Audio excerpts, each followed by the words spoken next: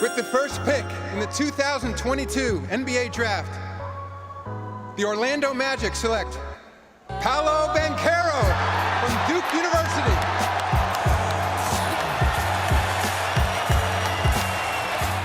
What's good, family? Welcome to Minor Hoops Podcast, and welcome to our first summer series. This is going to be completely different than what we've done in the past.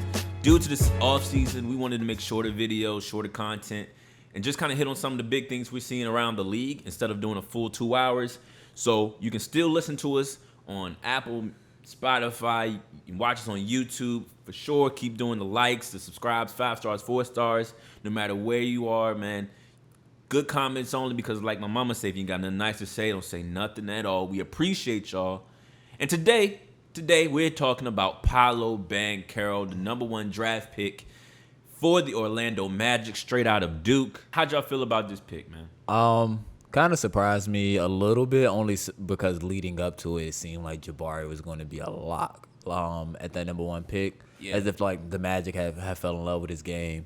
I'm not mad at him going number 1 at all. Actually, during the draft, it was the end of the year celebration with my job, so we were at a bar, and I'm going to get drinks, and I hear his name go number 1, and I start cheering because I did not expect him to go 1. And I think a place like Orlando, where you do have certain young talent around him already, I think they just need more so a heart and soul, more so somebody who could form an identity around them. And I think he's probably, out of the 3 that were taken first, he's probably the biggest presence necessarily.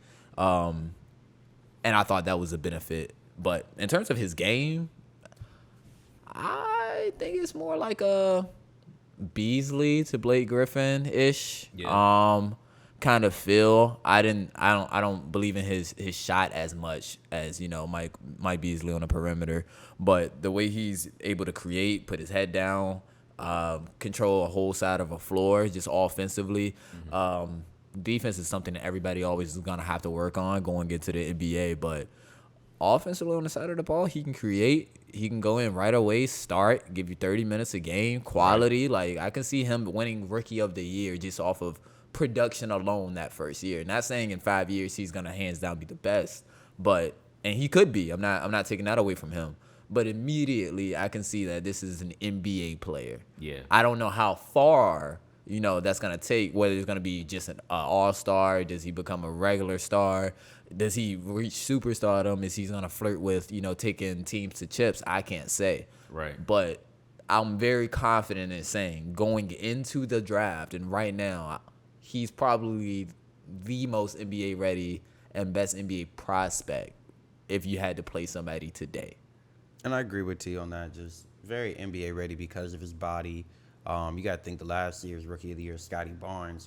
Paolo is a guy you would think in a game would be like checking him. And that's just the way that the NBA is going, is how many guys can you get 6, 7 and up with strength that can, contribute on both sides of the floor. But Orlando, I mean, they definitely kind of surprised people. Like T said, we all thought it was Jabari going in. I definitely feel like they thought, and I was listening to a podcast, but they were saying, Orlando, you got to think these past few years, they went with a lot of 4s, 5s, a lot of length where maybe they're great on the defensive end between Jonathan Isaac, Mo Bamba. You know what I'm saying? Franz Wagner more can bring something to the offensive end, but they've been making these type of picks as of recent. So I'm thinking they thought probably with Paolo, we at least know we're getting a more surefire offensive threat than Jabari. Jabari is very it's still very up in the air what he's going to be. Is he going to be there's a world where maybe he grows into a 1 option. I think that's not likely, but he could. I was telling Taman, I think I see a guy like Jabari projecting out to a Rashard Lewis type of dude. But I think with a guy like Paolo, he could potentially be maybe not, he could be a 1. Maybe we're not a championship level team if he's our best player, but we could get to the first, second round of a playoffs, which is achievement for Orlando if he's our 2. And facts, I agree with that, and I agree.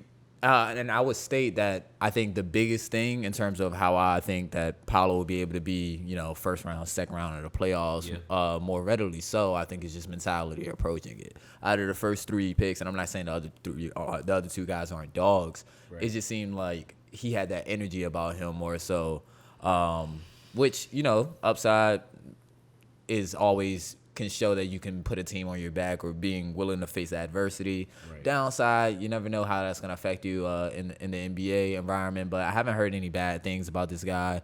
So I think he's ready to go. I'm cool with him being in the 1 pick. This was one of those drafts where it wasn't like there was one person that was just a lock for number 1. Yeah. So it was more need based. So it kind of felt where depends on what the ping pong balls were gonna land. That's kind of where the players were gonna land too. And it just so happened that the top 3 teams in the draft didn't really need guards like Jaden Ivey or necessarily to sneak up there, but they all did need a certain kind of NBA prototypical big, this new style big, whether it's OKC with enough patience to wait on Chet, or Jabari when you have, like I said, the Rockets, when you have somebody with a mentality like Jalen Green already there. Yeah. Or let's just pair it with, more of a talent, because I think Christian Woods would be a great comparison to Jabari Smith Jr. in my opinion.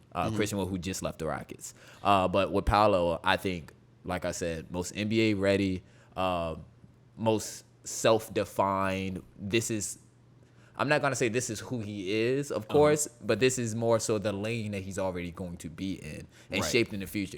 The question is how good is he going to be? Exactly. Yeah, it's not what kind of player he is. We see it. He's going to develop more. Of course, the jump shot, I think, is going to fall more steadily in the NBA eventually. How effective he's going to be at being what he is already. How can he implement? How can he affect winning on both sides of the ball, being one of those leaders? Those are the questions that we have for Paolo, not his game.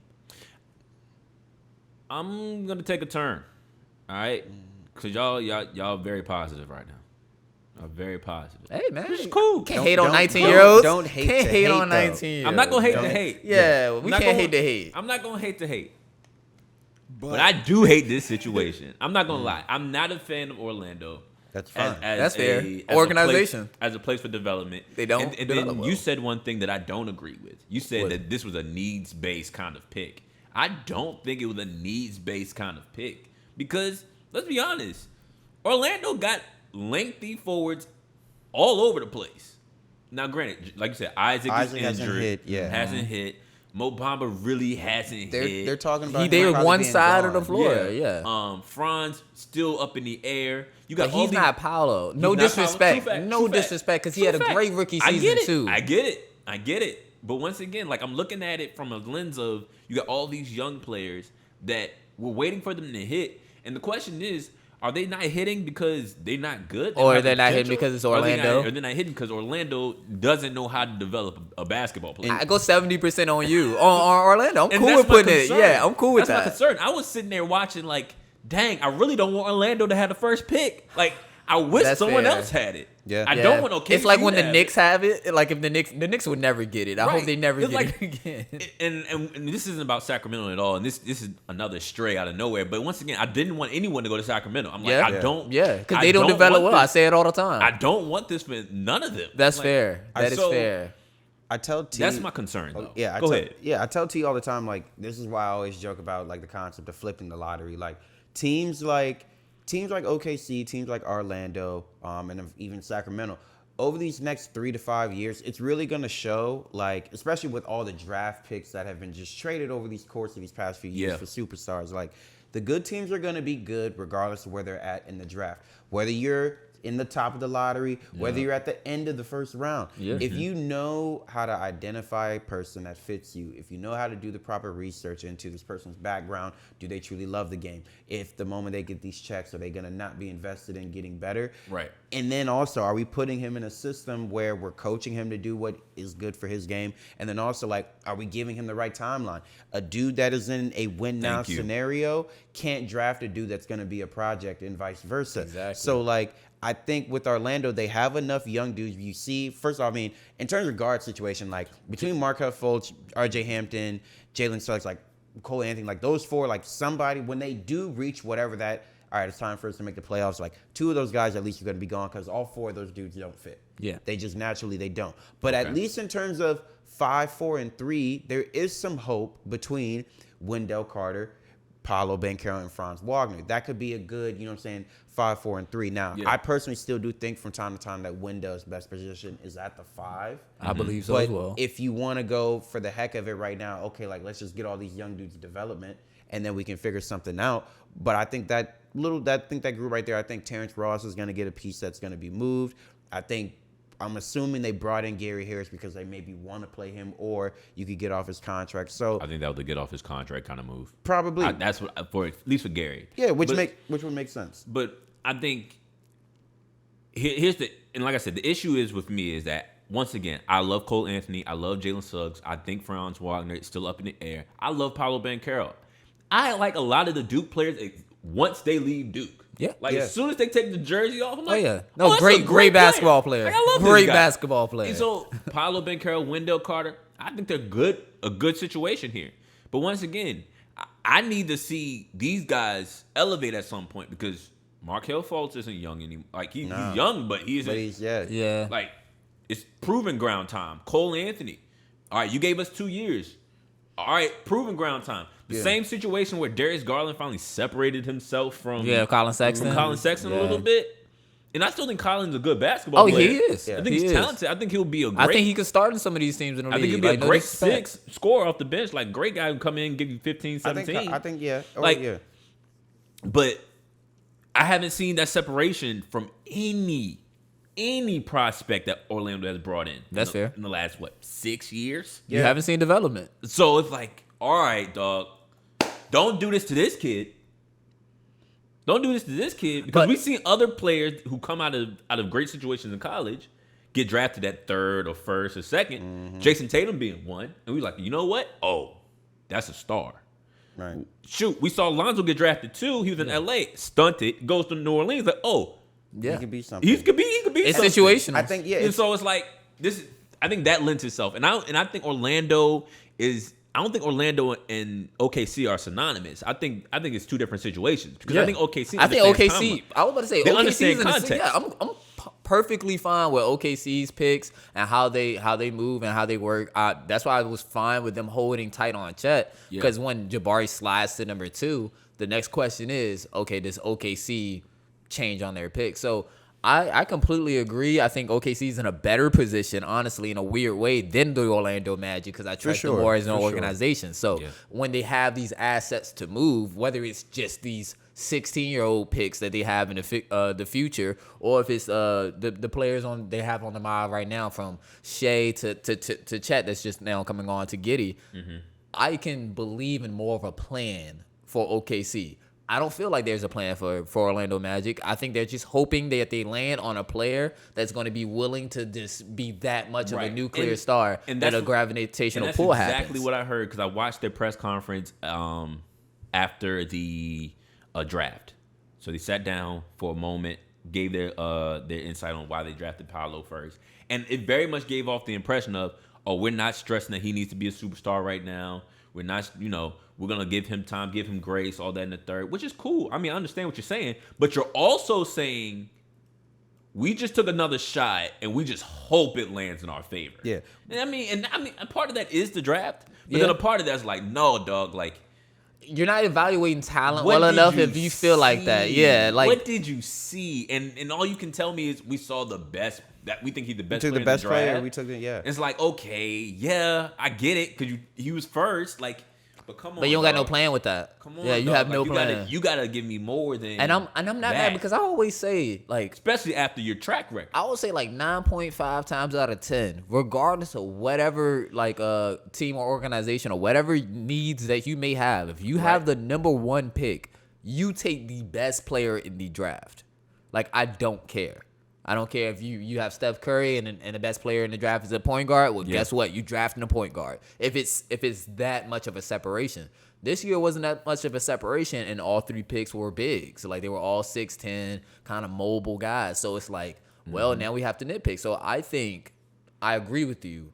The Magic, if they spoke like that, should have definitely at least gave the public a little bit more, because it wasn't like what's worse is, who knows what they saw? Because you said the way they look at it is excuse me, I don't want to butcher it, but what did they say? Their post game conference was. So the post game conference, they said, people asked them like, okay, a lot of fans are really excited. We understand that you guys aren't gonna put that kind of. Do y'all think he's gonna live up to those kind of expectations? And they were just saying they took the best player in the draft, et cetera, et cetera. But the reports are he didn't work out for the Magic.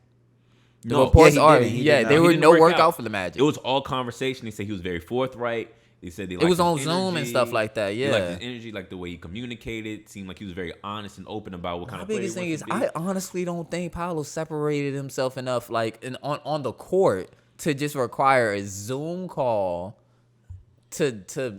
And I didn't even work him out like for a personal one to make that pick. And I'm not mad at the pick. Sometimes it's a position jockeying battle in terms of like, okay, if Orlando did bring, and they said one reason why they didn't bring him in was, okay, if we bring him in, people are going to assume that we want Paolo. Now maybe they don't want other teams trying to then come to them with trade offers and whatnot about what do we have to do to get this pick. So I mean, that was the element that they kind of alluded to as well. They talk about, there is a game within the game of being in the draft, and so trying to keep things closer to the vest. They said they talked to OKC. They said, but you got the number one pick.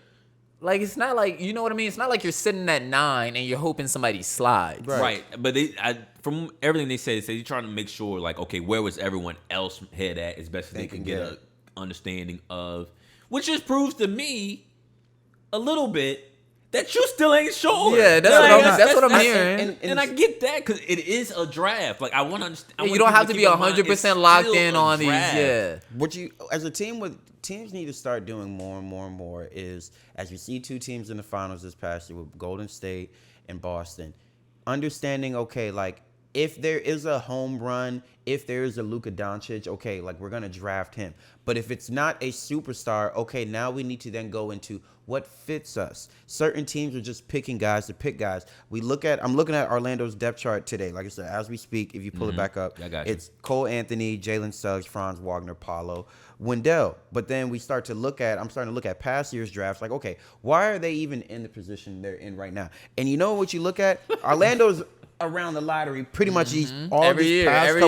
Like, in a row. The last time Orlando was like, they had a couple years where they were like, I remember when the Raptors won in the playoffs. I think they beat them in the first round. But for the most part, they've been pretty much in the lottery. We look at these past few years. Last year, they did hit well. Franz Wagner, you look at like kind of who comes after him in the draft, not anybody that's like, oh, they should have took him over that. So that's a good pick, right? But then we start to go back to 2020. They drafted, who did Orlando draft in this lab? And at number 15, drafted Cole Anthony, right? Mind you, one potential name that could have helped them on the back end, or two guys that maybe I think are going to be better than Cole Anthony. Saddiq Bey goes at 19 to Brooklyn. Tyrese Maxey goes at 21. I give you Tyrese. Right, mind you, but like, it's like, even when we drafted Cole Anthony, I think everybody knew Cole Anthony is not going to be like a lead number one guard. Yeah. So at that point in time, okay, if we know we're not getting an elite starting level point guard, like I said, if Orlando's loving wings the way they are, Saddiq Bey could have been somebody great for them. Tyrese could have been. We go back even a year prior now, 2019, they draft. Who did they draft in the lottery?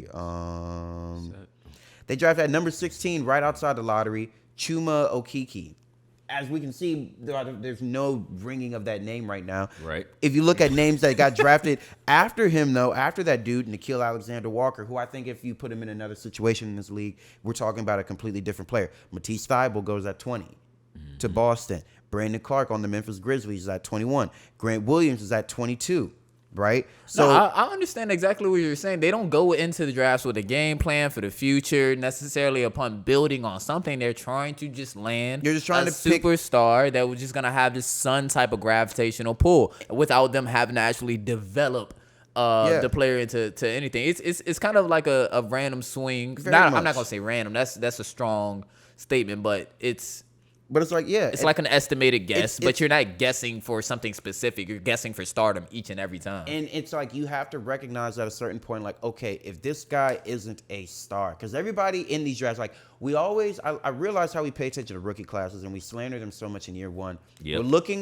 The mass only cares about the next LeBron James, the next Luka, like the next one to come in and immediately put a team on their back. Right. Only 1 to 3 guys maybe are doing that in a good draft. Like in a good draft, Exactly. you have 3 Perhaps. dudes, perhaps like that year one. But since we only care so much about those, that's all we care about. So if a dude isn't that right away, it's an issue.